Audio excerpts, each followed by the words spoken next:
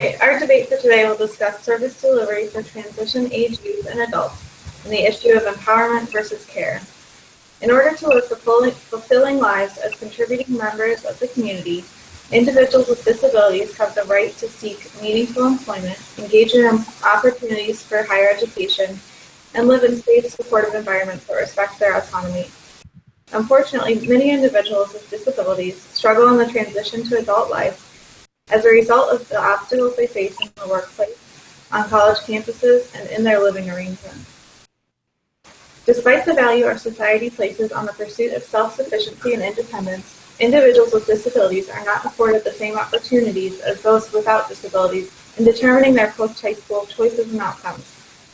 Various stakeholders in the ongoing national conversation about transition services are divided along the lines of individual empowerment and integration into the greater community versus provision of more restrictive, specialized care services. Despite the high demand for appropriate services, there is limited formal research on best practices for providing them. In a 2010 review of existing literature, Hendricks asserted that the number of peer-reviewed articles on this topic is sparse and is hampered by the limited sample size and restricted population ranges. Research that does exist covers a wide array of topics, yielding few solid conclusions in any given area. In this informal debate, we will present the often conflicting interests of various stakeholders involved in post-secondary employment, higher education opportunities, and living arrangements for adults with disabilities. We will provide a review of the existing research related to each of these three service arenas, but also draw upon national employment statistics, related stories in the press, and the experiences of notable stakeholders.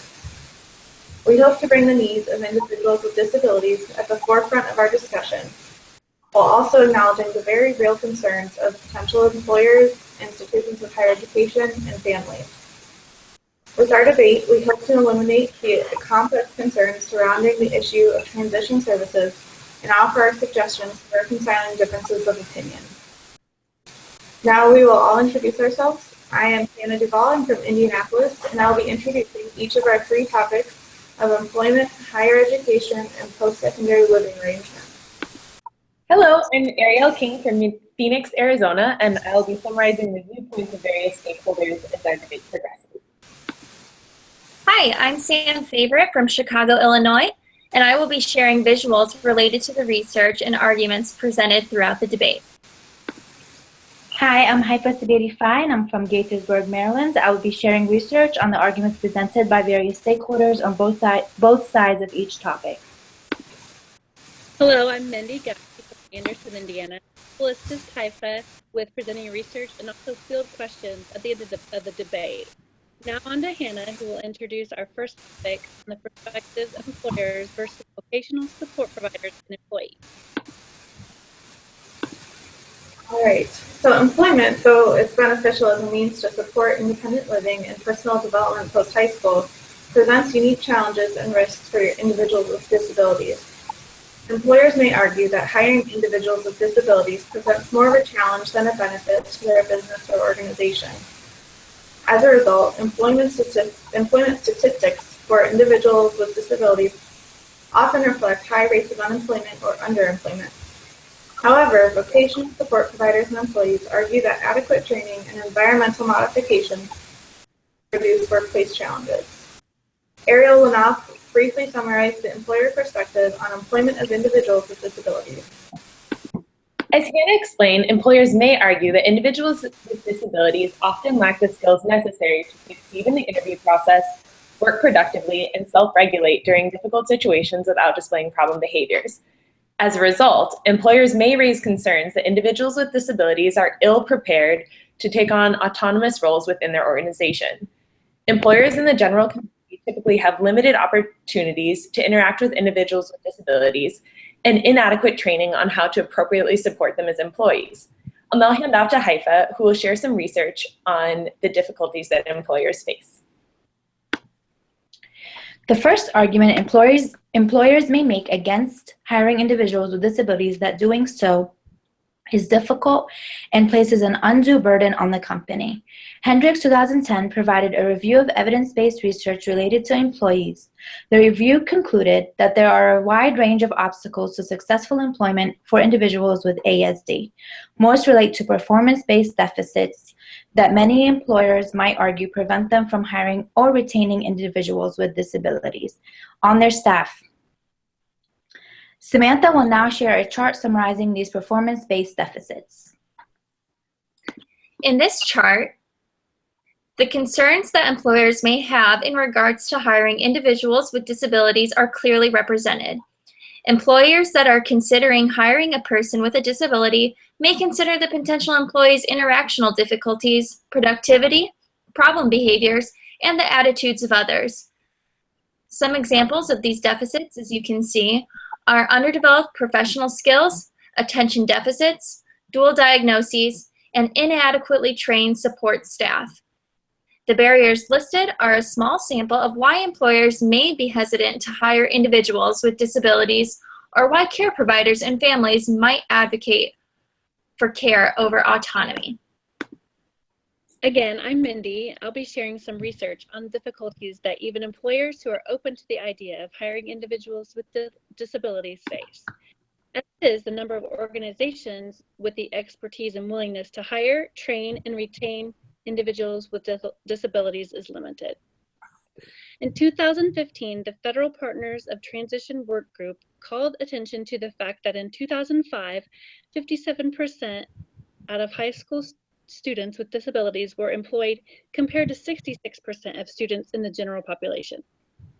Furthermore, in 2005, young adults with disabilities earned an average of $10.40 per hour compared with $11.40 per hour for young adults in the general population.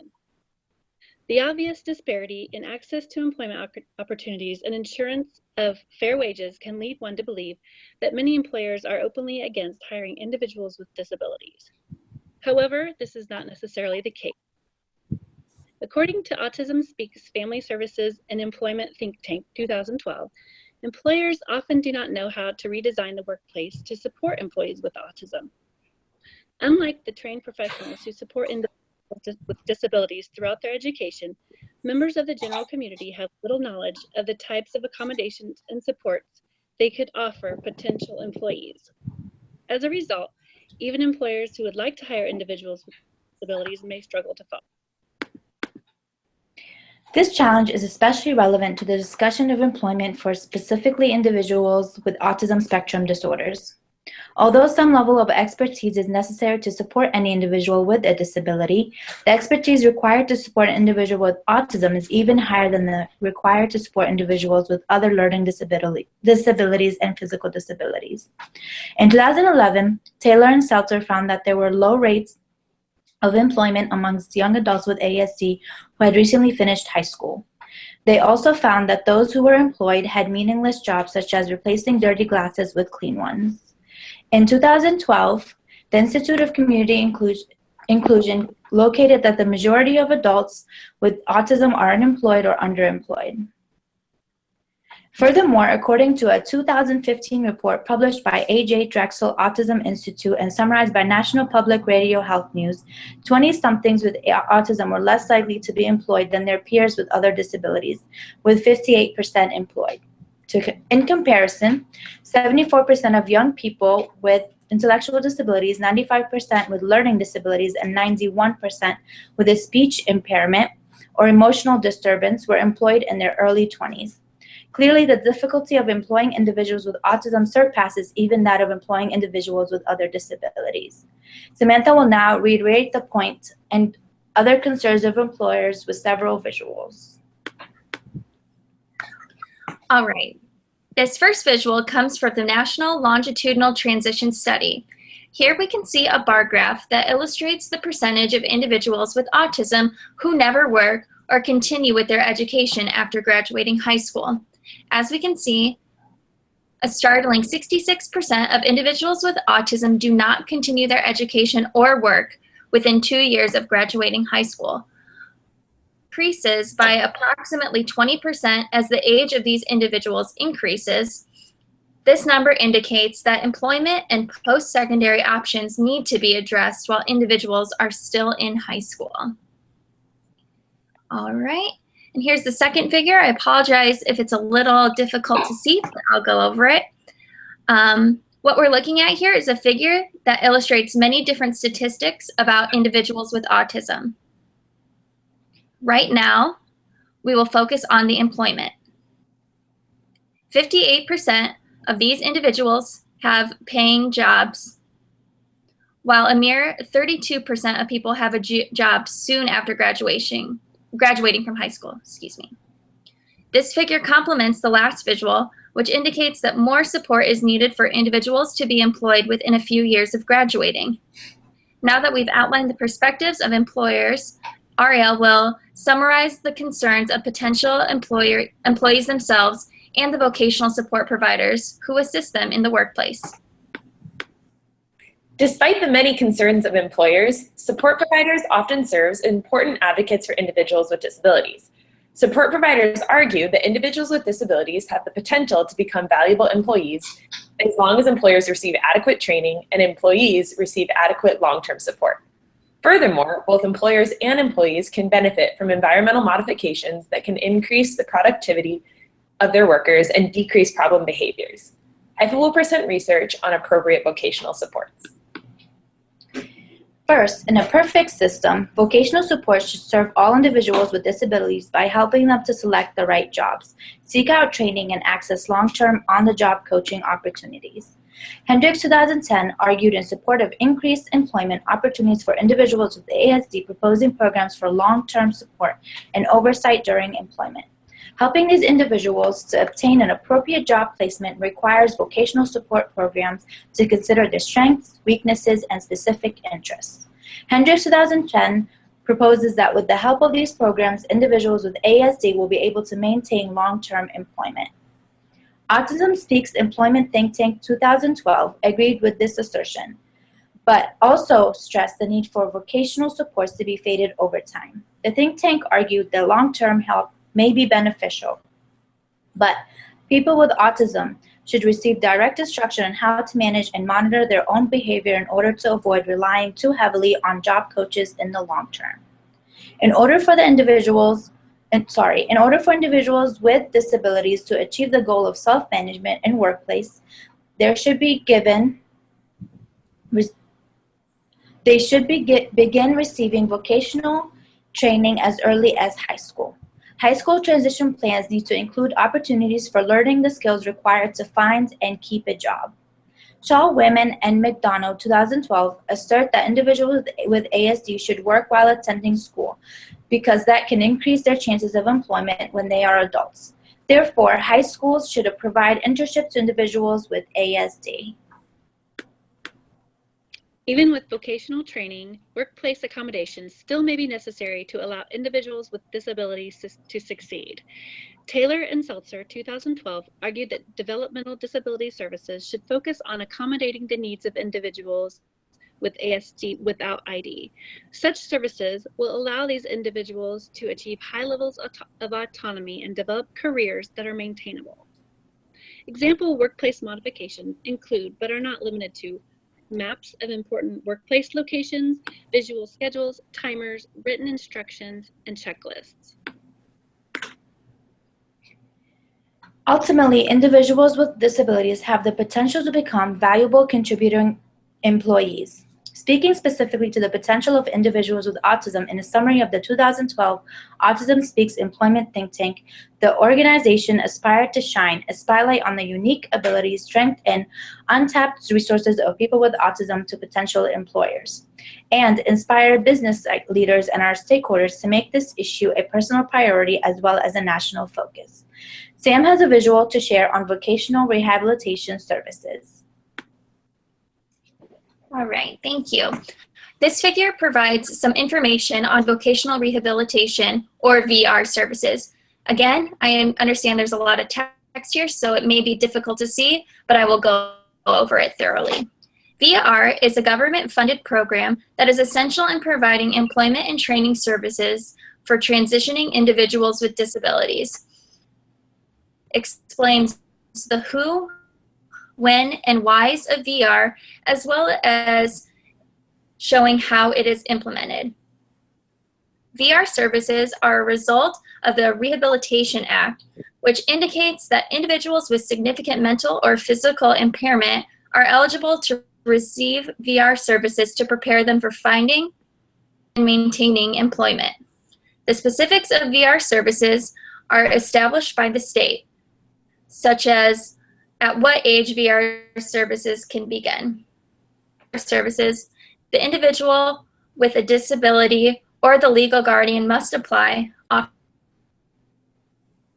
with the employer. If determined eligible, an individualized plan for employment, or IPE, is created to clearly specify what services are needed. Next image complements the previous chart as it indicates the benefits of vocational rehabilitation. As you can see, VR has been provided to more and more individuals in the last 5 years, with 80% of workers becoming employed part-time, and the results of these services are great. However, there is still room for improvement. Shared the opinions of both employers and employees with disabilities. Ariel will summarize both perspectives and discuss ideas for reconciling their differences. So although employers and vocational support providers and the employees they provide services for hold different primary objectives in the workplace, by working together, they can achieve the best possible outcome for both businesses and individuals with disabilities. When supporting people with disabilities in the workplace, behavior analysts must consider Compliance Code 2.0, the behavior analyst's responsibility to clients, which asserts that they have a responsibility to all parties affected by behavior analytic services. Behavior analysts can help to bridge the gap between employer concerns and the ongoing needs of employees with disabilities by providing the training, environmental modifications necessary to ensure that all parties feel adequately supported in the workplace. In doing so, they can also uphold the core ethical principle of respecting individual autonomy by supporting community involvement through gainful employment. Finally, by advocating for individuals who may not always be able to advocate for themselves in the workplace, behavior analysts can uphold the core ethical principle of according dignity. As a group, we feel that in the workplace, the ideal situation for an individual with a disability is one in which well-trained professionals provide an appropriate level of support while still ultimately preparing the individuals they serve for independence. And now on to Hannah, who will introduce our second main topic.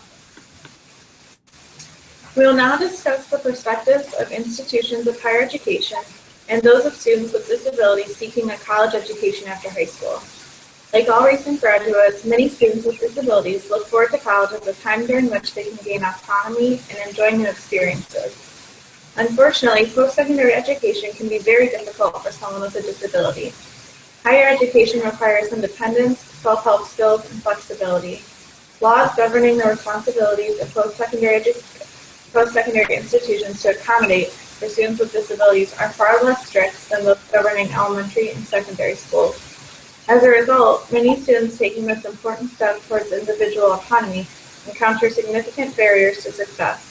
If given proper support and guidance, individuals with disabilities pursuing higher education can feel empowered and capable of achieving their post-secondary education goals. First, I'll summarize the institutional perspective on higher education opportunities for individuals with disabilities. Although many post-secondary institutions do provide disability services, even those meeting their lawful requirements fall short of truly ensuring social and academic success for all students. Elementary and secondary schools are held to a heavily legislated high standard when it comes to supporting individuals with disabilities. However, post-secondary education is seen as a privilege in the United States, not a right. Therefore, institutions may argue that individuals with disabilities seeking higher education should already possess the self-management skills to engage with their studies autonomously, given only the most necessary supports. I'll now hand off to Haifa and Mendy, who will explain legislation and research related to the institutional perspective on post-secondary education for individuals with disabilities. Relevant legislation directly reflects the argument that institutions of higher education are not responsible for ensuring that all individuals with disabilities can succeed in this rigorous competitive college environment. Section 504 of the Rehabilitation Act of 1973 and Title II of the American with Disabilities Act of 1990 protects elementary, secondary, and post-secondary and students from discrimination. However, many of the provisions outlined in these legislation apply only to elementary and secondary schools. Post-secondary schools are not required by law to provide free and appropriate public education, FAPE, to individuals with disabilities, create individual education plans, or provide transition services before graduation. According to the U.S. Department of Education, they are only required to provide appropriate academic adjustments as necessary to ensure that they do not discriminate on the basis of disability. In the post-secondary environment, responsibility for the success of an individual with a disability is placed primarily in the hands of the individual themselves. The college must only ensure that an individual does not face discrimination as a result of their disability. This means that legislation specifically protecting individuals with disabilities in a post-secondary environment focuses on access rather than support. For example, according to the U.S. Department of Education, if a post-secondary school provides housing to non-disabled students, it must provide comparable, convenient, and accessible housing to students with the disabilities at the same cost. More broadly, under the Americans with Disabilities Act, physically modify their buildings and sidewalks to be accessible by adding accommodations like wheelchair ramps, elevators, and accessible bathrooms. Even laws addressing specific academic issues do not require colleges support or accommodate students with disabilities as individuals. Rather, they serve to ensure that the registration and testing processes are fair to all students. According to the U.S. Department of Education, in providing an academic adjustment, a post-secondary school is not required to lower or substantially modify essential requirements. For example, although a school may be required to provide extended testing time, it is not required to change the substantive content of the test. On to Ariel, who will summarize the student perspective on post-secondary education. Unfortunately for many students, the sudden service cliff they encounter upon entering higher education may result in academic failure. Though post-secondary schools may legally meet their basic requirements for disability services, the bare minimum sink-or-swim attitude of many institutions may lead individuals with disabilities to see post-secondary education as unattainable. The impossible barriers of unsupportive attitudes and limited funding for adequate services may lead even those who attempt college to drop out. In order to succeed in college, many students argue that institutional support is needed. Haifa, Samantha, and Mendy will share research and visuals on the difficulties faced by students with disabilities in post-secondary schools and provide evidence for the argument that institutions have a responsibility to ensure the success of all students, including those with disabilities. As Ariel explained, many students with disabilities struggle after in this rigorous, competitive college environment. A study by Van Heens, Moisten, and Royce, 2015, conducted semi-structured interviews with ASD students who attended a college or university in Belgium. The authors found that these students have difficulties with meeting social and academic demands. They also have a hard time with sensory overload and time management. The students also found it difficult to determine their own boundaries and deal with problem-solving skills. All right, we're going to refer back to this chart that we looked at before with the very tiny print. I apologize for that. But this time we're going to look at the education portion. According to this chart, 36% of young adults with autism ever attend any post-secondary educational facility after graduation, and 30% attended any college 2 or 4 year. Low numbers can suggest several different issues. Perhaps students with autism are not properly prepared for this transition during high school. It may also indicate that these individuals and their families do not know what options exist for them, or that colleges are not reaching out to these families. Despite the challenges they face, many individuals with disabilities are capable of high achievement given the right supports. Individuals with disabilities in a position to consider college may benefit from greater autonomy than their lower functioning peers. However, they still require some specialized attention on the part of the institution. Van 2015 proposed several recommendations for academic institutions. The authors recommended that students with ASD should be offered support from academic intervention, transition, student life, and daily living. Additionally, the authors also stressed the importance of student involvement in their own transition planning periods. Students are able to discuss what has worked for them in the past and how that can be implemented in higher education. Furthermore, a coach should meet regularly with the students in order to supervise the challenges and activities they will face. This is recommended for both while transitioning to and in higher education institutions. Moreover, students with ASD should have access to adequate psychological support in order to overcome possible mental health issues. Lastly, Van Hees et al. 2015 suggests that awareness programs should be put in place in order to educate staff and students about ASD. In doing so, students with ASD are encouraged to be themselves. All right, here we have a chart that shows which colleges have been awarded federal aid towards transition programs for students with intellectual disabilities, or TPSID programs. This list includes 26 different schools across the United States, as well as the representative for the TPSID programs and how to contact them. These schools were awarded 5-year federal grants to develop comprehensive programming for college students with cognitive disabilities, including ASD, enabling them to gain access to academic enrichment, social activities, employment training, and assistance in establishing an independent living environment. This list could be shared with families so that they know that their children do have the option to go to college and have help transitioning. Thank you for sharing that visual. Taking into consideration both the institutional perspective and the concerns of students, we feel as a group that post-secondary institutions could do more to support individuals with disabilities. Though we acknowledge that certain aspects of the caring, supportive environment cultivated in elementary and secondary schools are not really translatable to the college environment, we still feel that institutions have a duty to ensure that all of their students have the opportunity to succeed. As in the workplace, behavior analysts could play a key role in creating a more disability-friendly college campus.